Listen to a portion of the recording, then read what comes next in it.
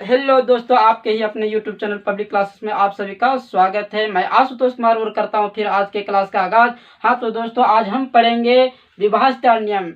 ये lecture number 3 है, number system का लेक्चर नंबर 3 है। विभाज्यता नियम पढ़ना क्यों जरूरी है? विभाज्यता नियम पढ़ना इसलिए जरूरी है क्योंकि हम बड़ी से बड़ी भिन्न को छोटे भिन्न में बदल सकते हैं। अगर आप विभाज्यता नियम जानते हैं तो किसी भी भिन्न को आप काट छाट आसानी से सकते हैं। अगर आप विभाज्यता नियम नहीं जानते हैं तो भिन्न को कटाने में थोड़ा प्रॉब्लम हो सकता है। तो वो तो कटा ही देंगे आप लोग, लेकिन थोड़ा परेशानी हो सकता है। इसलिए विभाज्यता नियम जानने के बाद आप किसी भी भिन्न को आसानी से कटा सकते हैं। चलिए दोस्तों, तो आज हम स्टार्ट करते हैं 2 का विभाज्यता नियम। तो 2 का विभाज्यता नियम क्या है? तो अगर किसी संख्या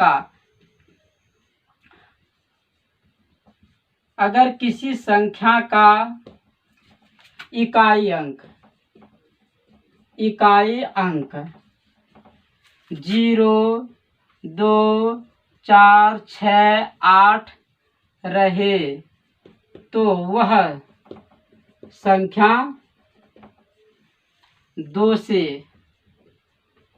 से विभाज्य होगा। अब देखो करें कि अगर किसी संख्या का इकाई अंक 0, 2, 4, 6, 8 रहे तो वह संख्या 2 से विभाज्य होगा। तो जैसे में ले लेते हैं, जैसे 262, इसका इकाई का अंक कितना है? 2 है, तो ये 2 से विभाज्य होगा। 344 ले, इसका इकाई अंक क्या है? 4 है, तो ये 2 से विभाज्य होगा। ये इसका इकाई अंक कितना है? 0 है, तो ये क्या होगा? 2 से विभाज्य होगा। ETC। तो दोस्तों, अगर किसी संख्या का इकाई अंक 0, 2, 4, 6, 8 दिखे तो वह संख्या 2 से विभाज्य होगा। चलिए दोस्तों, अब चलते हैं हम 3 का विभाज्यता नियम। 3 का विभाज्यता नियम क्या है उसके बारे में आप डिस्कशन करेंगे। तो विभाज्यता नियम, अगर किसी संख्या के अंकों का योग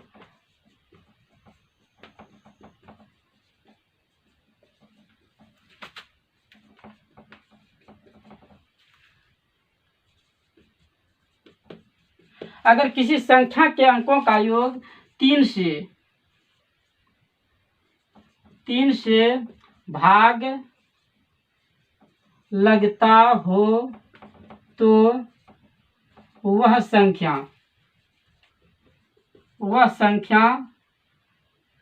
3 से भाग लगेगा। अब देखो, अगर किसी संख्या के अंकों का योग 3 से भाग लगता है तो वह संख्या 3 से भाग लगेगा। जैसे 6 से 63 ले लेते हैं। तो अगर ये तीनों अंक है 6, 6, 3 को, अगर 6, 6, 3 को जोड़ने के बाद अगर वह संख्या 3 से भाग लगता है तो ये संख्या हमारा 6 से 63 भी 3 से भाग लगेगा। देखो 6 पहले जोड़ेंगे, 6 + 6 + 3, तो 6, 6, 12, 12, 3, 15। तो ये क्या हो रहा है? 3 से भाग लग रहा है। 3 से लग रहा है कि नहीं? 3 × 5 = 15। तो ये 6 से 63 भी 3 से भाग लगेगा। अब दूसरा एग्जाम्पल आते हैं, 771 ले लेते हैं। अब इसको जोड़ेंगे, 7, 7, 14, 14, 1, 15। तो 3 से लग रहा है, 3 × 5 = 15, तो 771 भी 3 से भाग लगेगा। तो ये हमारा क्या हो गया? 3 का विभाज्यता नियम। चलिए दोस्तों, आगे हम चलते हैं 4 का विभाज्यता नियम। 4 का विभाज्यता नियम, अगर किसी संख्या का इकाई एवं दहाई से बनी संख्या 4 से विभाज्य हो तो वह संख्या 4 से विभाज्य होगा। वह संख्या 4 से, अगर किसी संख्या का इकाई एवं दहाई से बनी संख्या 4 से विभाज्य हो तो वह संख्या 4 से विभाज्य होगा। अगर किसी संख्या का इकाई एवं दहाई से बनी संख्या अगर 4 से विभाज्य है तो वह संख्या पूरे 4 से विभाज्य होगा। जैसे हम 436 लिए दोस्तों, तो यहाँ 3 पर 6 36 इकाई एवं दहाई से बनी संख्या है 36, तो ये 4 से पूरा 36 में भाग लग रहा है, तो इसलिए 436 भी 4 से पूरा भाग लगेगा। यहाँ 564 लिए हैं, ये 6 पर 4 64 इकाई एवं दहाई से बनी संख्या है, ये 4 से पूरा भाग लग रहा है, इसलिए 564 भी 4 से भाग लगेगा। और 3 पर 2 32 है, तो ये भी कितना से लग रहा है, तो 4 से भाग लग रहा है, इकाई एवं दहाई से बनी संख्या यहाँ 32 है, तो यहाँ 4 से भाग लग रहा है, तो ये 632 भी 4 से भाग लगेगा। इस तरह और एग्जाम्पल हो सकता है। चलिए दोस्तों, अब 5 का विभाज्यता नियम। 5 का विभाज्यता नियम क्या कह रहा है, अगर किसी संख्या का इकाई अंक 0 या 5 हो तो वह संख्या 5 से विभाज्य होगा। जैसे 660 है, तो यहाँ इकाई अंक क्या है, 0 है, तो ये कितना होगा, 5 से विभाज्य होगा। यहाँ 775 है, तो इकाई अंक क्या है, 5 है, ये तो 5 से विभाज्य होगा। ये भी यहाँ इकाई अंक 785 में इकाई अंक 5 है, तो ये भी 5 से विभाज्य होगा। इकाई अंक यहाँ 0 है 690 में, तो ये 5 से विभाज्य होगा। आप लोग समझ गए होंगे कि 5 का विभाज्यता नियम क्या है। अगर किसी संख्या का इकाई अंक 0 या 5 दिखे तो वो 5 से विभाज्य होगा। अब चलिए दोस्तों, 6 का विभाज्यता नियम। 6 का विभाज्यता नियम, 6 का विभाज्यता नियम क्या कह रहा है, अगर कोई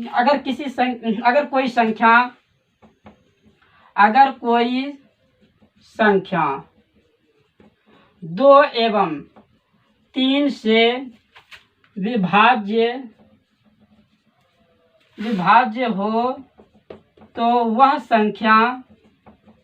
वह संख्या 6 से भी विभाज्य होगा। चलिए, अगर कोई संख्या 2 एवं 3 से विभाज्य हो तो वह संख्या 6 से भी विभाज्य होगा। अगर कोई संख्या 2 से भी भाग लग रहा है और 3 से भी लग रहा है तो वह 6 से भी लगेगा। ये विभाज्यता नियम किसका है, 6 का विभाज्यता नियम है। दोस्तों, इसका एग्जाम्पल देखते हैं। एग्जाम्पल ले लेते हैं।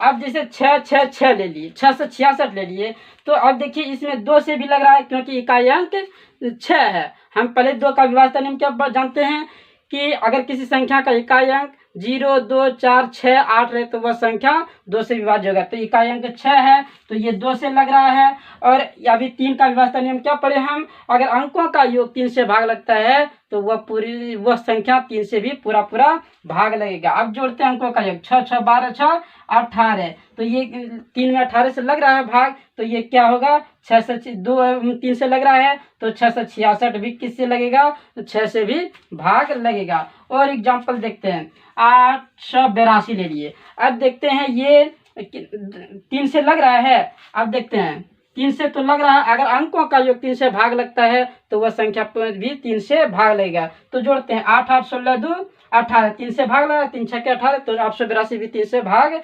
लगेगा। अब चलते हैं 2 से इकाई अंक 2 है, तो ये 2 से भी भाग लगेगा। अतः 6 का विभाज्यता नियम क्या करा, अगर कोई संख्या 2 एवं 3 से विभाज्य हो तो वह संख्या 6 से भी विभाज्य होगा।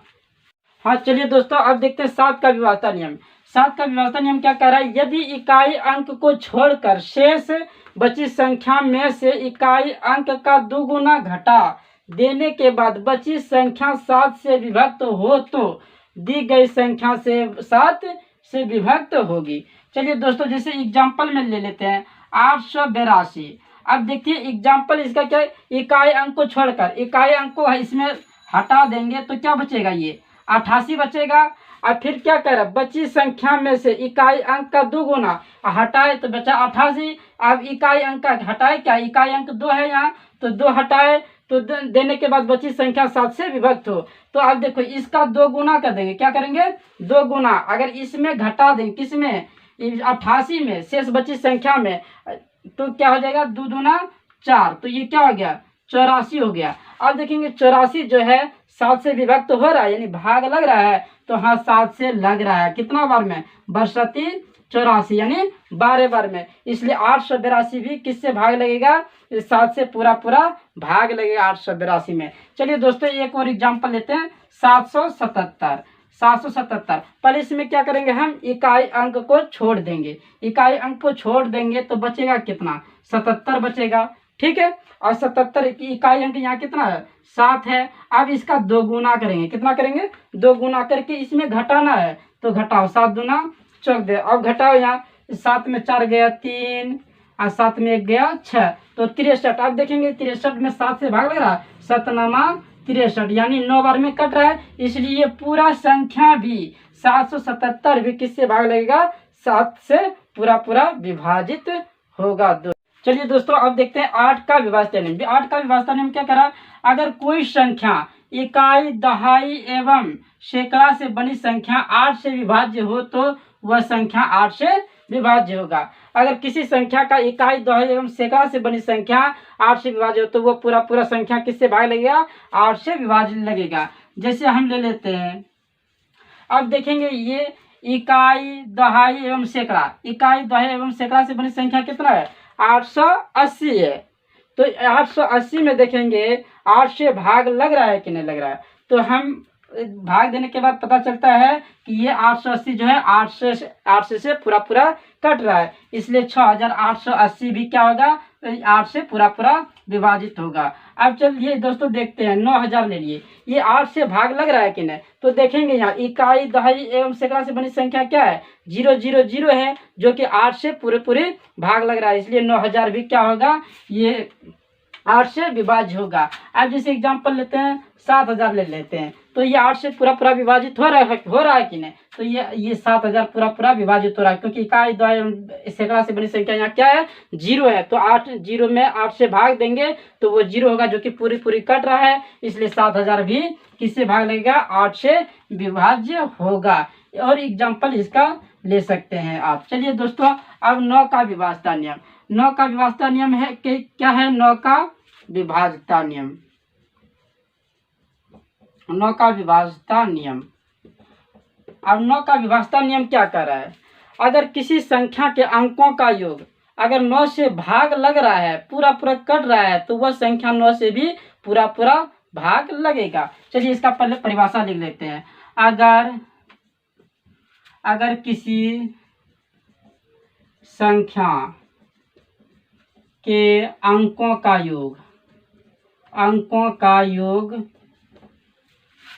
9 से अगर किसी संख्या के अंकों का योग 9 से भाग लगता है तो वह संख्या 9 से भी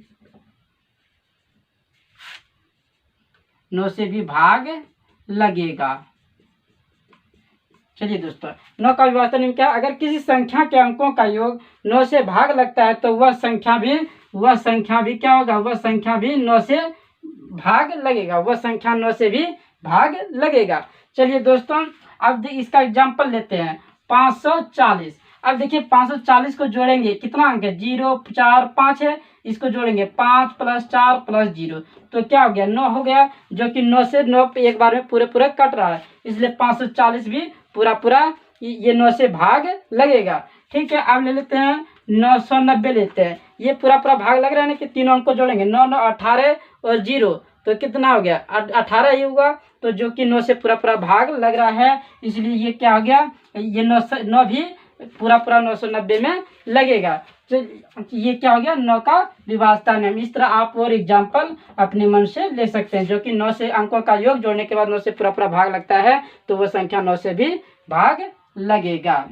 चलिए दोस्तों अगला विभाज्यता नियम है हमारा 10 का विभाज्यता नियम। 10 का विभाज्यता नियम क्या कह रहा है, अगर किसी संख्या का इकाई अंक 0 हो तो सिर्फ ओनली 0 हो तो वह संख्या 10 से भाग लगेगा। चलिए दोस्तों देख इसका डिफिनेशन लिख लेते हैं।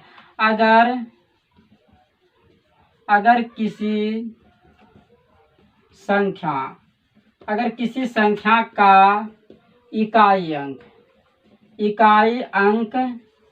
0 हो तो वह संख्या